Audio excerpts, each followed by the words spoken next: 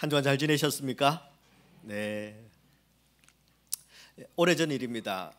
저 이웃에 있는 세들백 교회에서 이런 설문조사를 한 적이 있었습니다. 세상에서 사람들이 가장 원하는 것이 무엇인가 하는 질문이었습니다. 여러분, 무엇이었을까요? 사람들이 가장 원하는 건 뭡니까? 그때 가장 많이 나온 대답, 압도적으로 많이 나온 대답이 무엇이었느냐 하면은 success였습니다. 성공이었습니다. 또 물었습니다. 그럼 성공이 무엇입니까? 이 질문을 다시 던졌을 때 그에 대한 대답은 굉장히 다양했습니다. 사람들마다 성공에 대한 기준이 다르기 때문입니다. 모든 사람들의 그 대답을 분류하고 정리한 결과 최종적으로 성공의 기준, 사람들이 말하는 성공의 기준은 다음에 4가지였습니다. 흔히 말하는 세상의 성공 기준이라고 할 수 있는데요. 첫 번째는 바로 소유의 양이었습니다. How much I have. 내가 얼마나 많이 가졌느냐 하는 것입니다. 많이 가졌으면요, 행복하고 성공한 인생이고, 많이 못 가지면 실패하고 성공하지 못한 인생이라는 것입니다. 사람들의 생각이 그렇습니다. 두 번째는 지식의 양이었습니다. How much I know. 내가 얼마나 많은 지식을 가지고 있느냐 하는 것입니다. 소위 학위나 학벌에 대한 이야기입니다. 인류대학을 가고 나오면 성공했고, 또 자식을 인류대학에 보내면 성공한 부모가 되는 거라는 겁니다. 세 번째는 외모입니다. How good do I look? 알아들으시죠 지금? 아니, 동부에서 영어를 배우신 분이라서 제가 물어본 겁니다.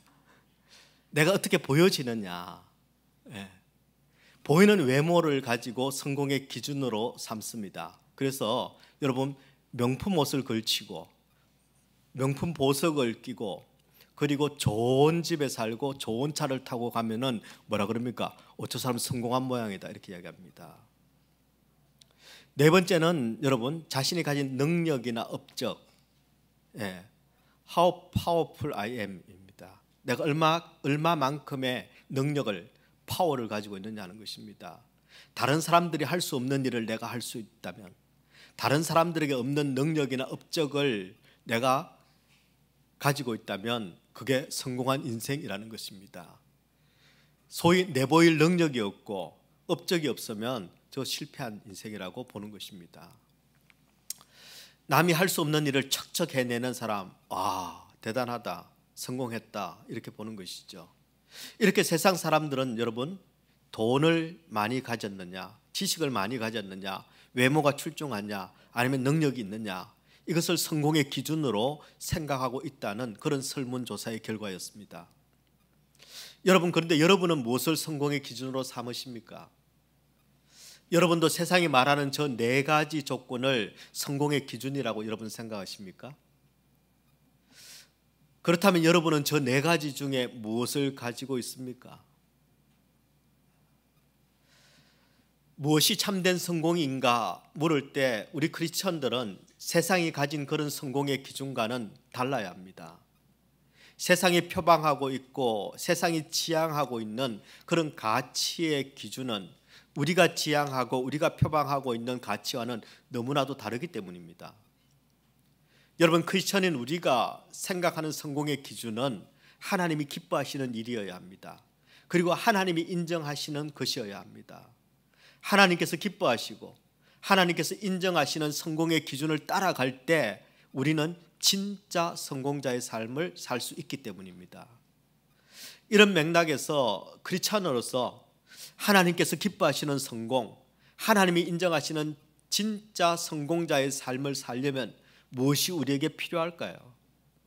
저는 주신 본문을 중심으로 여러분과 함께 바로 이 문제를 정리하려고 합니다. 우리 모두가 바른 성공의 기준을 가지기를 원합니다.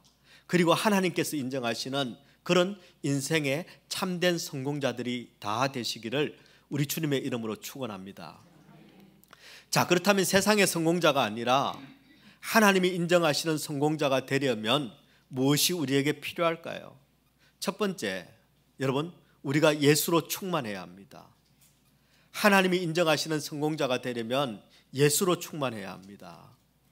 여러분, 세상은 돈, 지식, 외모, 능력이 풍부하고 충만해야 성공자라고 치켜세웁니다.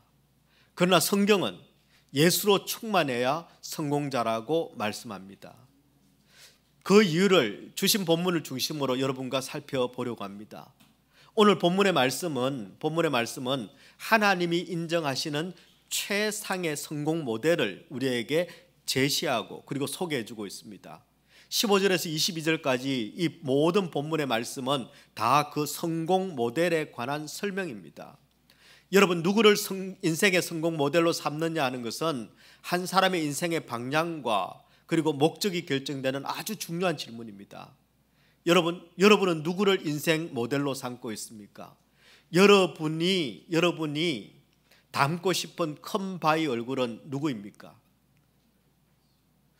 그 목사님, 그 장로님, 그 권사님, 혹은 우리 순장 순모님, 여러분, 내 곁에 만약 닮고 싶은 모델이 있다면 너무너무 감사한 일입니다. 그런 모델이 있는 분들은 여러분 신앙생활 하는데 훨씬 유리하고 훨씬 수월합니다. 여러분, 그런 인도자가 있고 그런 멘토가 여러분에게 있다면 여러분 바로 그 멘토와 인도자를 주신 하나님께 여러분 감사하십시오. 그러나 사실 대부분의 사람들은 여러분 내가 닮고 싶은 인생 모델이 주변에 없습니다. 주변에 없습니다. 다 여러분 저만큼 살면 참 좋겠다 싶어도요, 시간이 가고 속을 들여다보면 다 그게 그런 인생입니다. 영적 거장이 없는 이 시대의 비운이기도 하지만 사실은 더 근본적인 문제는 완전한 사람이 없기 때문입니다. 여러분, 모두가 불완전합니다. 모두가 흠이 많습니다. 완전하고 흠이 없는 인생 없습니다. 딱 한 분, 우리 인생 모델 예수님 외에는 흠없는 자는 없습니다. 그래서 오늘 본문의 말씀은 예수 그리스도의 탁월성을 조목조목 우리에게 소개를 하고 있습니다. 여러분, 만약에 내 주변에 내가 닮고 싶은 그런 인생 모델이 없다면 여러분 그걸 원망하고 탄식할 것이 아니라 우리 인생의 최상의 모델로 이 땅에 와 주신 예수 그리스도를 우리가 닮고 그분을 따라감으로 말미암아 하나님께서 인정하시는 그런 성공자들이 되시기를 주님의 이름으로 축원합니다. 자, 그렇다면은 과연 우리는 예수님의 어떤 모습을 닮아가야 할까요? 어떤 기준을 따라가며 살아야 될까요? 어떤 분들은 수염을 기르는 분들도 있는데, 우리가 진짜 닮아가야 되는 예수님의 모습은 어떤 것일까요? 바울 사도는 우리가 닮아가야 될 바로 예수님이 누구이신지부터 우리에게 소개하고 있습니다. 먼저 바울 사도는 예수님의 신성을, 하나님 되심을 우리에게 강조합니다. 우리가 읽은 본문의 말씀 골로새서 1장 16절의 말씀에 보면요, 만물이 그에게서 창조되되 만물이 그에게서 창조되었습니다. 하늘과 땅에서 보이는 것들과 보이지 않는 것들과 혹은 왕권들이나 주권들이나 통치자들이나 권세들이나 만물이 다 그로 말미암고 그를 위하여 창조되었다. 여러분, 예수님은 피조물 중에 하나가 아닙니다. 예수님께서는 온 우주 만물을 지으신 창조의 하나님, 창조주이심을 바울 사도는 선포하고 있습니다. 그리고 이어서 21절 22절의 말씀에 보면은 우리 예수님께서는 우리를 죄에서 구원해 내신 구원의 주, 구속의 주가 되십니다. 전에 악한 행실로 멀리 떠나 마음으로 원수가 되었던 너희를 이제는 그의 육체의 죽음으로 말미암아 화목하게 하사, 예수님은 우리의 죄를 위하여 죽으셨습니다. 그리고 난 뒤 우리를 화목하게 만드셨습니다. 바로 우리 예수님은 우리를 구원하신, 우리를 하나님과 화목하게 만드신 구속의 주님이십니다. 여러분, 예수님은 온 만물을 지으신 창조의 하나님이실 뿐만 아니라 온 인류를 죄에서 구원하신, 우리의 모든 죄를 대속해 주신 바로 구속주 하나님이 되십니다. 여러분, 뿐만 아니라 우리 예수님은 온 천하 만물보다 먼저 계셨던 만물의 어뜸이 되시는 분이 바로 우리 예수님이십니다. 여러분, 예수님과 견줄 만한 어떤 존재도 세상에는 존재하지 않습니다. 한마디로 예수님은 하나님이십니다. 완전하신 분이십니다. 탁월하신 분이십니다. 예.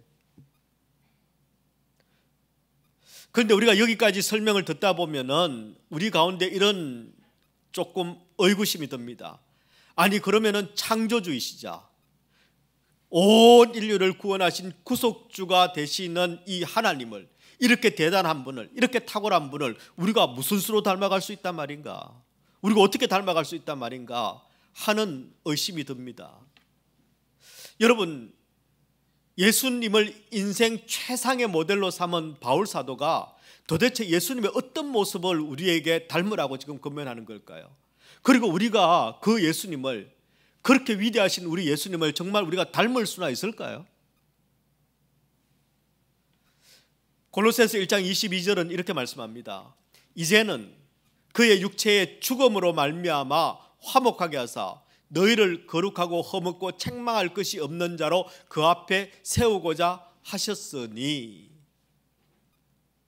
여러분, 바울 사도가 창조주이시자 구속자이신 바로 그 예수 그리스도, 그 예수 그리스도에 관해서 구체적으로 어떤 말씀을 지금 나누고 있는가 하면, 만물의 어뜸 되시는 예수 그리스도, 온 우주 만물을 창조하신 예수 그리스도, 온 인류의 죄를 대속하신 예수 그리스도, 그 위대한 분이 이 땅에 오셨다. 그리고 그분이 이 땅에 오셔서 하신 일이 무엇이었는가? 바로 죽으셨다. 그가 죽으셨다. 내가 죽어서 누군가를 하나님과 화목하게 만들고, 내가 죽어서 누군가를 거룩하고 흠이 없고 책망할 것이 없는 자로 만들어 가시는 분, 그분이 바로 예수님이시고, 바로 그 예수님이 이 땅에 오셔서 하신 일이 바로 그 일이었다라는 것입니다. 여러분, 우리 예수님께서는 말씀하신 대로 온 천지 만물을 지으신 창조주가 되십니다.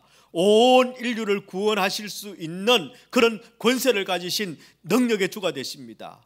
그런데 그분이 이 땅에 오셔서 하신 일이 무엇인가 하면, 누군가를 억압하고 누군가를 통치하고 누군가에게 군림하신 것이 아니라 바로 내가 죽어서 하나님과 사람 사이를, 사람과 사람 사이를 화목하게 만드신 분, 그분이 바로 예수님이시라는 것입니다. 여러분, 이것이 바로 하나님께서 인정하시는 성공입니다.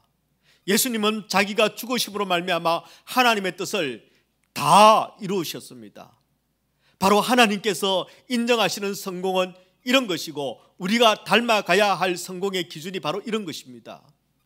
예수를 믿는 우리의 성공 기준은 바로 예수님과 같아야 한다는 것입니다.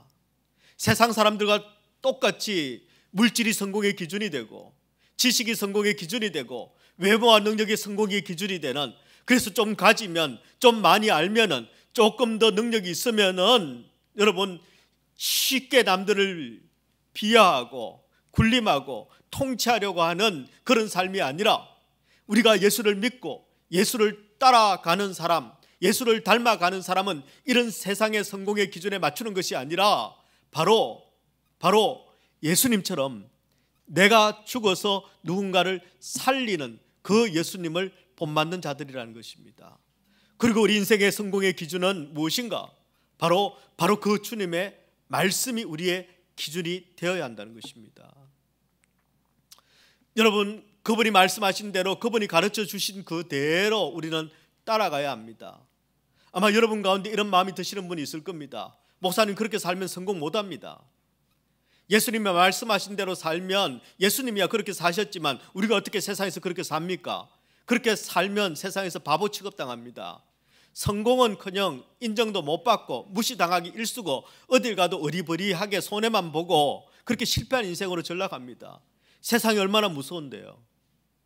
신앙의 순결성만 가지고는, 믿음만 가지고는 세상 못 삽니다. 우리가 예수를 믿지만 세상은 예수를 안 믿는데, 로마에 가면 로마의 법을 따라가야지, 세상에 나가면 세상의 룰과 세상의 공식을 따라가야 그나마 밥 먹고 살고 그나마 내가 원하는 것을 얻을 수 있습니다. 예수를 믿는다는 게 매일 손해보고 매일 죽고 살아야 되는 그런 거 아니지 않습니까? 하고 묻고 싶은 분이 혹시 계실지 모르겠습니다. 실제로 저에게 세상 사는 게 그렇게 만만하지 않습니다. 목사님 잘 몰라서 그렇지 이렇게 말씀하신 집사님도 계셨습니다.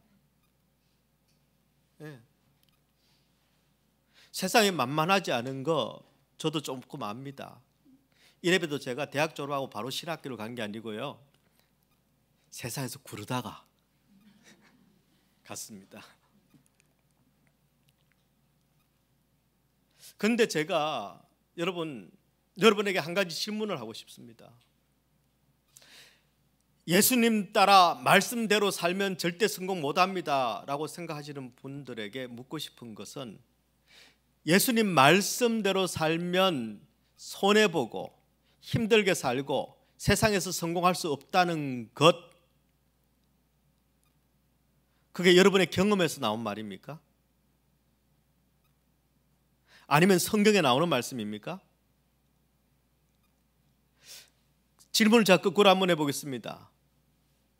그러면은 세상의 말대로, 사람의 말대로 살면 이익을 봅니까?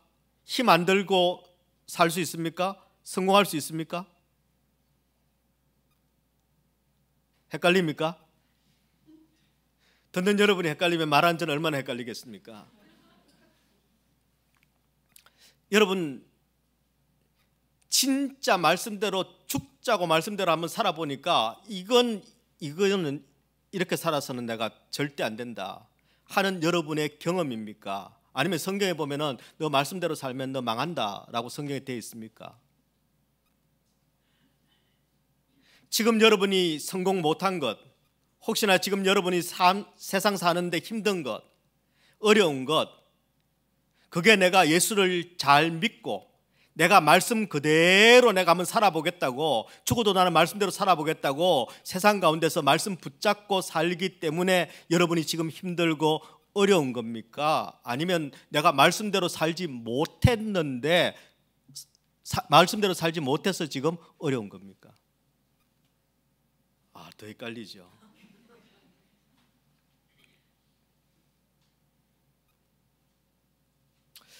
세상 사는 게 얼마나 힘든데요, 말씀대로 못 삽니다 라고 말씀하신 집사님께 제가 이렇게, 아니 집사님, 제가 보기에는 집사님은 한 번도 말씀을 말씀으로 믿지도 않고 예수님을 진짜 내 온 인생의 구원자요, 내 삶의 주인으로 모시지도 않고 그분 말씀 따라서 한 번 내 인생을 들여보지도 않았는데 어떻게 말씀 따라 살면 성공하지 못한다고 그렇게 장담할 수가 있습니까? 내가 볼 때는 어떻게 말씀대로, 말씀도 모르면서, 골로새가 특세인지 독설인지도 모르면서 어떻게 그렇게 말씀하실 수 있습니까? 라고 제가 속으로 생각을 했습니다. 저에게 세상 사는 게 말씀대로 살면은 성공하지 못합니다라고 말씀하신 분의 대부분은 진짜 말씀 붙들고 말씀대로 한번 살아본 적이 없는 분들이었습니다. 예수님 말씀대로 살면은 성공 못합니다. 예수님 말씀대로 살면은 손해 봅니다. 예수님 말씀대로 살면은 못 살아남습니다 라고 말한 것이 정말 그렇게 살아보고 여러분 하시는 말씀입니까? 진짜 예수 한번 믿어보고 예수 믿는 사람 아니지 않습니까? 여러분, 예수 믿는 사람도 볼 필요 없고 예수 믿는 사람의 말도 들을 필요 없고 예수님을 보고 예수님을 믿고 예수님의 말씀을 듣고 예수님의 말씀대로 한번 살아보면은 어떻게 될까요? 여러분, 우리는 성경대로 믿어야 합니다. 말씀대로 믿고 따라가야 합니다. 말씀대로 살면 우리 하나님께서 절대 결핍하게 만들지 않으십니다. 아무래도 아닐 것 같죠. 근데 기왕 아니라고 말씀하시려면 해보고 아니라고 말씀하셔야 합니다. 해보고 아닌 분을 제가 또 만난 적이 없지 않습니까? 요한복음 15장 7절의 말씀에 보면 이렇게 말씀합니다. 너희가 내 안에 거하고 내 말이 너희 안에 거하면 무엇이든지 원하는 대로 구하라, 그리하면 이루리라. 원하는 대로 안 되던데요. 안 되지요. 하나님의 말씀이 내 안에 충만하지 않는데, 우리가 예수 안에 거하지 않는데, 여러분 앞과 뒤, 먼저 할 일과 나중에 할 일, 우리가 순서를 제대로 알아야 됩니다. 너희가 내 안에 거하고 내 말이 너희 안에 거하면 무엇이든지 원하는 대로 구하라, 그리하면 이루리라. 여러분, 지금 내가 결핍되고 내가 지금 고달픈 것, 그게 여러분 예수 믿어서 고달프고 내가 예수 믿어서 지금 모자라게 사는 겁니까? 아니요. 예수님이 내 안에 거하지 않기 때문에 내가 고달프기만 한 겁니다. 내가 예수로 충만하지 않기 때문입니다. 예수로 충만하면 모든 결핍이 다 채워집니다. 왜냐하면 우리 하나님께서는 예수 안에 모든 충만을 허락하셨기 때문입니다. 여러분이 보시기에는 어떨지 모르겠지만 제가 좀 똑똑합니다. 여러분이 생각하시는 것보다 훨씬 똑똑합니다. 어느 만큼 똑똑하냐 하면요, 예수님을 믿으면 내가 아무리 연약해도, 내가 아무리 무식해도, 내가 아무리 모자라도 예수님이, 완전하신 예수님이 내 안에 계시면 내 모든 연약함과 내 모든 부족함과 내 모든 제약된 것들을 완전히 담당해 주시고 마침내 나를 완전케 하실 것이라는 그 사실만큼은 내가 안다니까요. 아무리 똑똑해도, 아무리 많이 가져도, 아무리 모자라는 게 없어도 예수님을 소유하지 못하면 여러분 마침내 모든 것을 잃게 됩니다. 예수님이 아닌 모든 것은 여러분 영원히 썩어질 것들이기 때문에 그렇습니다.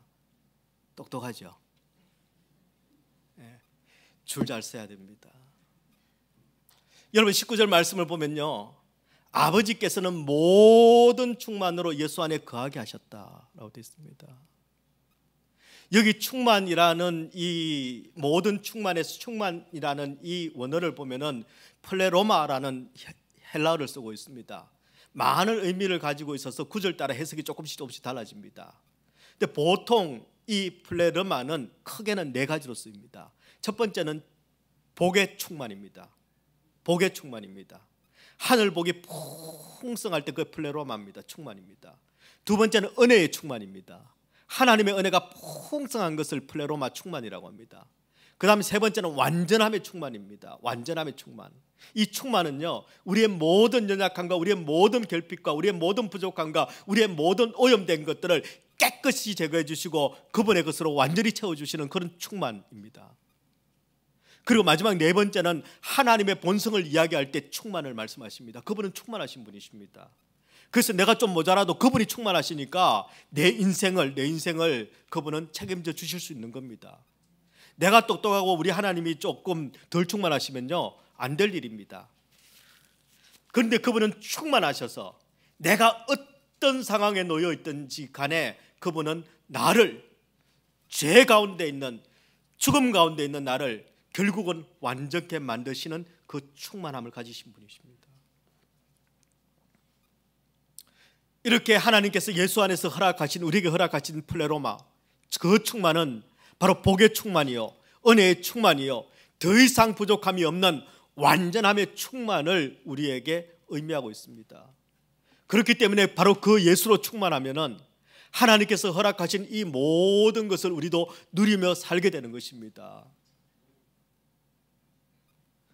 그렇기 때문에 여러분, 이제 더 이상 예수 믿으면 손해본다, 그렇게 어떻게 살아, 예수 믿으면 실패한다, 여러분 그렇게 말씀하시면 안 됩니다. 그건 예수님을 모르기 때문입니다. 말씀을 모르기 때문입니다. 우리가 여전히 예수 믿으면 손해볼 것 같고, 여전히 예수 믿으면 이래가지고는 세상에 성공 못할 것 같고, 여전히 예수 믿으면 이래가지고는 내가 누릴 거는 못 누리고 괜히 고생만 할 것 같고, 그런 이야기는 지금도 내가 세상 충만을 원하고 있기 때문에 드는 두려움이라는 것입니다. 내가 지금도 속 사람의 충만이 아니라, 속 사람이 아니라 그 사람의 충만, 세상의 충만을 원하고 있기 때문에 내게 들어오는 생각이고 두려움이라는 것입니다. 저는 이 시간 우리 자신을 조금 더 면밀하게 한번 같이 들여다보면 좋겠습니다. 여러분, 예수님 한 분이면 충분합니다.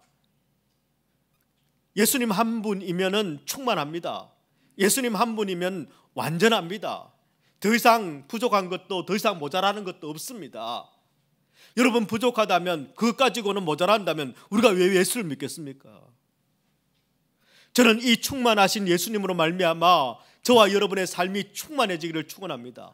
더 이상 세상의 기준에 속지 않고, 더 이상 세상의 성공에 미혹되지 않고, 이제는 예수님의 기준대로, 그분이 말씀하신 대로 한번 살아가는, 그래서 참된 승리자가 되는 그런 성공자들이 되시기를 주님의 이름으로 축원합니다. 두 번째입니다. 세상이 아니라 하나님이 인정하시는 그런 성공자가 되려면 여러분 헌신된 삶을 살아야 합니다. 골로새서 1장 23절의 말씀 다시 한번 보겠습니다. 같이 한번 읽어볼까요? 시작. 만일 너희가 믿음에 거하고 터 위에 굳게 서서 너희 들은 바 복음의 소망에서 흔들리지 아니하면 그리하리라. 이 복음은 천하 만민에게 전파된 바요 나 바울은 이 복음의 일꾼이 되었노라. 여러분, 너희가 복음을 듣고 예수를 믿으면 복음의 일꾼이 된다, 복음의 일꾼이 되어야 한다, 이런 뜻입니다. 여러분, 원래 바울은 복음의 일꾼이 아니었습니다. 좋은 가문에서 태어난 금수저였습니다. 거기다 명문 학교에 유학을 한 그런 엘리트 중에 엘리트였습니다. 그리고 졸업 후에는 유대 최고 의결 기관인 산헤드린 공회의 의원이 됐습니다. 한마디로 젊은 나이에 한 번 실패하지 않은 탄탄대로 성공 가도를 달린 그런 사람이었습니다. 그러니 여러분, 아나무인, 세상에 두려운 게 없었습니다. 여러분, 참고로 산헤드린 공회는 구약시대부터 시작해서 주 70년까지 여러분 유다가 완전히 멸망할 때까지 존속했었던 유다 최고의 기관이었습니다. 주로 종교 문제, 민사 문제를 담당했지만 그러나 암암리에 사형권까지 행사했었던 그런 무소불위의 권력이었습니다. 최고의 권력이었습니다. 바로 그런 공회의 의원이 되었으니 사도 바울의 이 위세, 이 영향력은 어마어마했습니다. 게다가 여러분, 사도 바울은 물불 가리지 않는 아주 그런 강하고 저돌적인 성격을 가지고 있었습니다. 똑똑했습니다. 자신만만했습니다. 여러분, 그가 나서면 해결되지 않는 문제가 없었습니다. 에이, 바울이 못하면 우리 못하는 거야, 그랬습니다.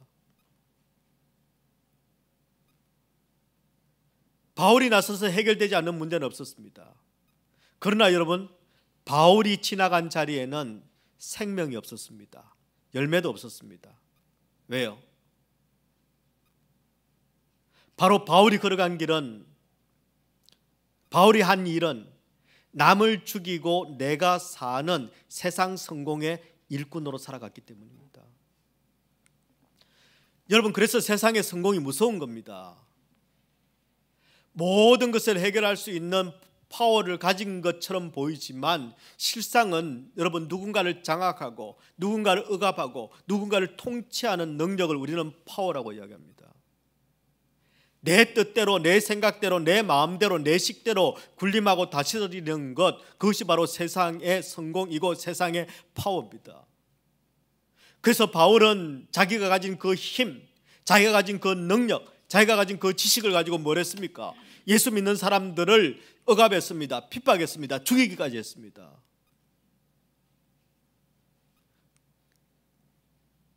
성공했습니다. 그런데 그런 바울이 예수를 만납니다. 변합니다. 어떻게 변했을까요? 그렇게 똑똑하던, 그렇게 군림하던, 그렇게 통치하던 바로 세상 성공의 일꾼에서 여러분, 섬기고 헌신하는 복음의 일꾼으로 변했습니다. 내가 복음의 일꾼이 되었다라고 고백합니다. 여러분, 우리가 예수님을 믿으면 두 가지 삶의 태도가 달라져야 합니다. 하나는 여러분, 주인의 자리에서 내려와야 합니다. 내 인생은 나의 것이 아닙니다. 내 인생은 내가 주인이 아닙니다. 나를 지으신 하나님이 내 인생의 주가 되십니다. 주인이 되십니다. 그러니 그 주인의 자리는 하나님께 내어드려야 합니다. 내가 그 자리에 있으면 안 됩니다. 내려와야 합니다. 예수님을 만난 사람은 내 인생의 주인이 내가 아니라 바로 주님이시기에 주님이라고 고백하는 것입니다. 또 하나는 여러분, 우리가 종의 자리로 내려가야 합니다. 종의 자리로 내려가야 합니다. 주인의 자리에서 내려오고 바로 그 주인의 자리에 하나님을 모시는 것은 하나님과 나와의 관계입니다. 그리고 종의 자리로 내려오는 것은 바로 내가 사람들과의 관계에서 해야 될 일입니다. 뒤에 조금 더 제가 자세하게 설명을 드리도록 하겠습니다. 여러분, 예수를 믿으면 무엇보다도 우리가 군림하고 통치하는 그런 자가 되면 안 됩니다. 예수를 믿는 사람들은 섬기고 헌신하는 사람이 되어야 합니다. 그것을 바로 복음의 일꾼 이렇게 표현합니다. 복음의 일꾼. 2025년 내내 우리는 복음을 이야기해 왔습니다. 다시 복음으로. 아니, 이 복음이라는 것은 우리가 2025년뿐만 아니라 평생에 우리는 복음을 이야기할 것입니다. 그리고 여러분에게 저는 끊임없이 복음을 이야기할 것입니다. 그거 말고 다른 거, 그러면 또 다른 다시 복음으로 돌아갈 겁니다. 근데 여러분,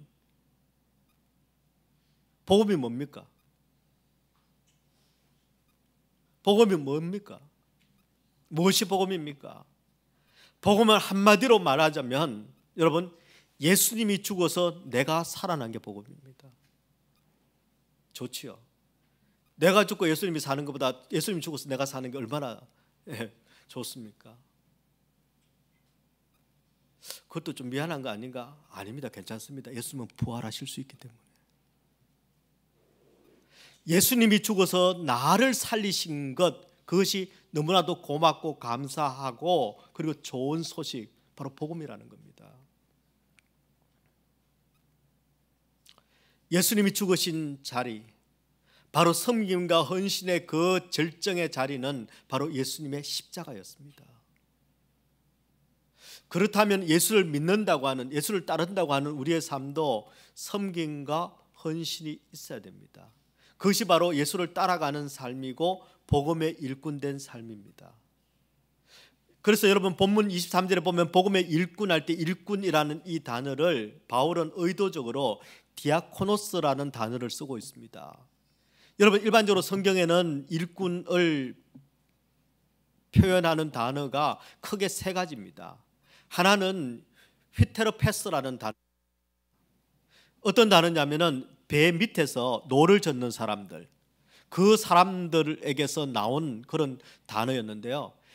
명령을 하면 무조건적으로 복종해야 되는 사람, 그런 종들을 휘테로페스라고 이야기했습니다. 그 다음에 여러분이 아마 들어보셨을 텐데 둘로스라고 들어보셨죠. 둘로스가 바로 종입니다. 이 둘로스는 어떤 것을 의미하는가 하면 소유권이 완전히 주인에게 있다는 것입니다. 내 생명의 여탈권이 다 주인에게 있고 내 삶의 모든 것은 주인이 다 소유하고 있다라는 의미에서 둘로스입니다. 나는 아무런 권리가 없고 오직 주인님만 권리를 가지고 있다는 뜻입니다. 세 번째 나오는 이 디아코노스, 이 단어를 지금 복음의 일꾼이라고 바울은 쓰고 있습니다. 휘테로페스나 둘로스와는 의미가 좀 다릅니다. 무조건 복종하거나 내 모든 생사 여탈권을 주인이 가지고 있다, 이런 뜻에서의 종이 아니라 다른 의미입니다. 디아라는 말, 이 말은 어디 사이에 아니면 이 중간을 통과해서라는 그런 의미를 가지고 있습니다. 그게 디아입니다. 그리고 코노스라는 말은, 단어는 먼지입니다. 다른 말로 하면 디아코노스는 먼지 사이를 다니는 사람입니다. 먼지 사이를 통과하는 사람. 디아코노스, 바로 먼지를 통과하는 사람, 먼지 사이를 오가는 사람, 이런 뜻입니다. 여러분, 영어에 보면 집사라는 영어 단어가 디컨이라고 되어 있죠. 그게 바로 이 디아코노스에서 나온 말입니다.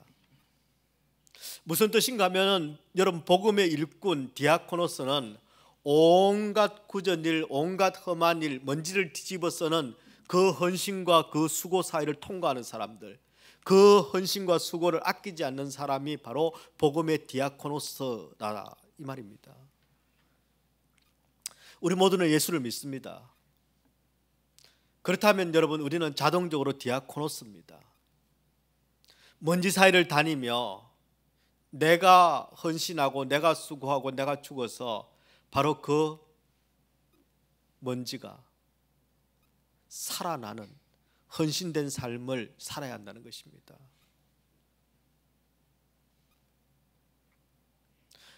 나 살기도 바쁜데 내가 어떻게 그렇게 살아? 또 왜 그렇게 살아야 되는데 나는 생각이 드시는 분이 있을지 모르겠습니다. 그건 바로 우리가 빚을 졌기 때문입니다. 내가 빚진 게 뭐 있다고요? 예, 그 먼지가 아니라 우리가 예수님께 빚진 자들이기 때문입니다. 복음에 빚진 자들이기 때문입니다. 예수님의 생명값으로 사는 자들이기 때문에 예수님이 원하시는 일을 해야 되는 그런 빚진 자이기 때문입니다. 여러분, 만약 저와 여러분 가운데 내가 낮아지고 내가 죽고 내가 헌신해서 누군가를 살린 경험이 없다면, 내 말 한마디면 다 돼, 누군가를 누르기만 하고 누군가를 억압하기만 하고 누군가를 매니플레이트 하려고만 했다면, 여러분, 주인의 자리를 예수님께 내어 드리셔야 하고 그리고 섬김의 자리로 내려오셔야 합니다. 내가 받는 섬김과 내가 하는 헌신을 여러분 당연하게 여기면 안 됩니다. 다음 주부터 우리가 교회 새로운 일꾼들을 세우기 위해서 임직 준비 기도를 한다고 말씀을 드렸습니다. 여러분, 임직 대상자들 뿐만 아니라 모든 성도들이 나와서 한 마음으로 기도하기를 축원합니다. 교회에서 이만큼 했으니까 우리가 인정해 줘야지, 그런 사람 뽑는 거 아닙니다. 저 정도 능력이면은 우리 교회가 발전하겠지, 예, 그런 능력 있는 사람 뽑는 게 아닙니다. 하나님께서 부르셔서 내가 죽어서 남을 살리는 디아코노스를 세우는 일입니다. 뿐만 아니라 그 직분자들 뿐만 아니라 여러분, 우리 얼바인 사랑의 교회 모든 성도들은 바로 이 복음의 일꾼 디아코노스가 되어야 합니다. 우리가 가는 곳마다, 우리가 지나는 곳마다 반드시 생명이 피어나야만 되고, 먼지 사이를, 그냥 썩어 없어질 이 먼지 사이를, 죽음의 결과인 먼지 사이를 지난다 하더라도 바로 그 먼지 사이에서 여러분 씨앗이 올라오고 꽃이 피고 열매가 맺는 이 일을 감당하는 디아코노스가 되어야 합니다. 휘테르페스나 둘로스가 아니라 그냥 하나님과의 관계에서만 승리하는 그런 인생이 아니라 디아코노스, 바로 우리에게 주신 이 삶의 자리에서, 우리에게 맡겨주신 이 영혼들 사이에서, 우리에게 주신 이 자녀들 사이에서도 여러분 승리하는 그런 디아코노스 종들이 되시기를 주님의 이름으로 축원합니다. 저는 우리 얼바인 사랑의 교회 모든 성도들이, 저와 여러분 우리 모두가 하나님께 충성되고 헌신된 그런 일꾼일 뿐만 아니라, 그런 종일 뿐만 아니라 사람들에게도 신실하고 헌신된 그런 복음의 일꾼, 바로 디아코노스들이 다 되기를 축원합니다. 2008년 1월 달이었습니다. 미국의 시사 잡지인 뉴스위크지에 2명의 힐러리가 한 호에 실린 적이 있었습니다. 한 명은 바로 힐러리 클린턴입니다. 여러분 잘 아시죠? 또 다른 한 명은 에드먼드 힐러리입니다. 예, 이름이 아니라 성이 이제 힐러리인데요. 여러분, 에드먼드 힐러리 아십니까? 에드먼드 힐러리는 뉴질랜드의 등산가였습니다. 힐러리 클린턴은 2008년 1월 그 당시 민주당의 아주 유력한 대통령 선거 후보였습니다.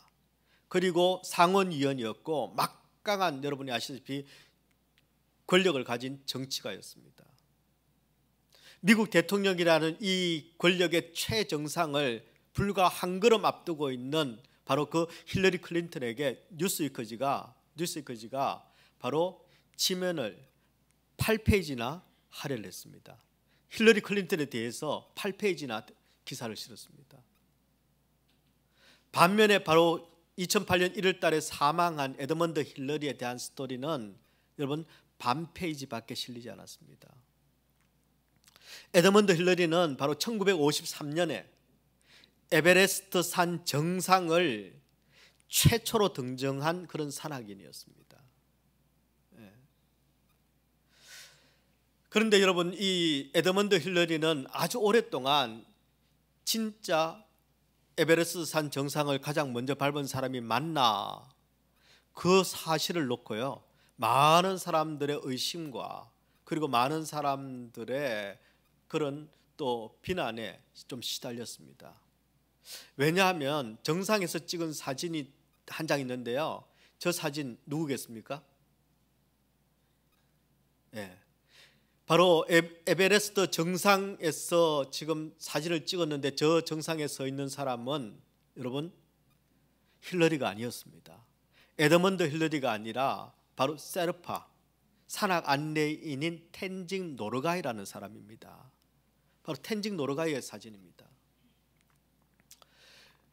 여러분, 많은 이들이 봐라, 텐징 노르가이 사진밖에 없잖아, 텐징 노르가이가 제일 먼저 올라갔을 거다, 뭐 이런 식의 가십들을 쏟아내기 시작을 했습니다. 그리고는 어떤 사람들은 또 대놓고 구체적으로 못되게 물었습니다. 당신 아니지요? 누가 첫 발을 내딛었습니까? 그럴 때마다 여러분 힐러리는 뭐라고 이야기했느냐면은 바로 텐징 노르가이와 내가 함께 첫 발을 내딛었습니다. 이렇게 이야기를 했습니다. 나중에 밝혀진 이야기는 이렇습니다. 함께 정상을 올라갔던 힐러리와 텐징 노르가이, 그 힐러리가 리딩을 해서 갔습니다. 그리고 마지막 순간 몇 걸음을 앞두고 텐징 노르가이가 힐러리에게 당신이 먼저 밟아야 합니다 하고는 한 걸음을 양보를 했던 겁니다. 예. 아마 세르파로서 산악 안내인으로서의 역할에 아주 충실했던 것 같습니다. 그렇게 해서 힐러리가 먼저 산의 정상을 밟았습니다. 그런데 왜 사진이 없느냐? 사진기가 힐러리 겁니다. 근데 텐징 노르가이는 사진기를 다룰 줄을 몰랐습니다. 1953년 그때. 그리고 그 산 정상에서 여러분 이렇게 찍어라 그런 말을 할 정신도 없습니다. 사실 힐러리 때문에 텐징 노르가이가 여러분 힐러리가 제공한 저 사진 때문에 세상에서 유명한 사람이 됐습니다. 그리고 힐러리 덕분에 노르가이의 사진이 이렇게 남겨질 수 있었던 겁니다. 여러분 세상이 주목하는 굉장히 역사적인 순간입니다. 바로 그 순간에 내가 아니라 우리가 함께였다. 바로 그 동료를 축켜 세우고 바로 그 성공과 그 영광을 혼자 독차지하는 것이 아니라 그 영광의 스포트라이트를 함께 받을 수 있도록 만든 것이 바로 힐러리였습니다. 그리고 그 이후로도 오해가 풀리기 전까지 언제나 누군가가 물으면 우리 둘이 언제나 함께였었다. 그렇게 품위와 겸손을 지켜냈던 에드먼드 힐러리였습니다. 참 대단한 사람이죠. 쉽지 않습니다. 여러분 더 대단한 것은요, 바로 이 에드먼드 힐러리는 그의 남은 생애를 바로 그 네팔 히말리아 산골에 있는 소수 부족들, 특별히 세르파족들을 위해서 그가 헌신을 했습니다. 그곳에 여러분 과테말라에 우리 어린이 학교 하는 것처럼요, 학교를 20군데나 세웠습니다. 그리고 병원을 2동을 지었고요. 그리고 그곳에 비행장을 건설하는 이 일을 바로 에드먼드 힐러리가 했습니다. 그리고 그곳에 있는 아주 낙후된 그 산악 부족들의 복지를 위해서 평생을 헌신을 했습니다. 1962년에 이 세르파족들을 위해서 히말리안 트러스트라는 그런 NGO를 세웠는데 지금도 활동하고 있습니다. 여러분은 누가 더 성공적인 인생이라고 생각하십니까? 누가 더 성공한 인생입니까? 권력의 정상에 오르기 위해서 자신의 모든 것을 쏟아붓고 있었던 바로 그 힐러리 클린턴, 그리고 이제는 고지에 단 한 발만을 남겨두고 있었던 바로 그 힐러리 클린턴입니까? 아니면 자신의 이름을 내려놓고 산지의 가난한 자들과 약자들을 위해서 헌신했던, 그리고 기꺼이 내 옆에 있는 동료를 그를 나보다 앞세울 수 있었던 바로 그 에드먼드 힐러리입니까? 여러분 지금 역사는 이 두 사람을 어떻게 기억하고 있나요? 아니 그보다 훨씬 더 중요한 질문이 있습니다. 우리 하나님께서는 이 두 사람 중에 누구의 인생이 더 위대하고 누구의 인생이 더 성공한 인생이라고 그렇게 말씀하실까요? 저는 저와 여러분이 하나님의 기준을 따라서 살아가는 그런 인생 되기를 축원합니다. 나아가 하나님께서 무엇이 성공이라고 말씀하시는지, 하나님께서 어떤 삶을 성공자의 삶이라고 말씀하시는지 정확하게 알아야 됩니다. 알아야 합니다. 그리고 이 땅의 짧은 인생, 나만 위해 살다가는 그러한 허무한 인생이 되지 말고 예수로 충만해서 예수님처럼 섬기고 헌신하는 복음의 일꾼들, 누가 지나가고 난 다음에 여러분 공포와 억압과 그리고 파괴만 남는 것이 아니라 파괴된 자리에 누가 지나가게만 하면 바로 그 사이에, 그 먼지 사이를 지나가는 바로 저와 여러분이 있음으로 말미암아 그 자리에 싹이 나고 꽃이 피고 열매가 맺히는 바로 그 복음의 일꾼. 나는 연약하지만 내 안에 예수가 계심으로 말미암아 내가 만난 영혼들에게 예수의 생명이 전해지는 곳. 나는 부족하지만 완전하신 그 주님께서 나를 완전한 저 천국까지 마침내 인도하시고 잘했다, 충성되다, 성공했다 너는 말씀하시는, 하나님께서 인정하시는 그런 성공자들이 되시기를 우리 주님의 이름으로 축원합니다.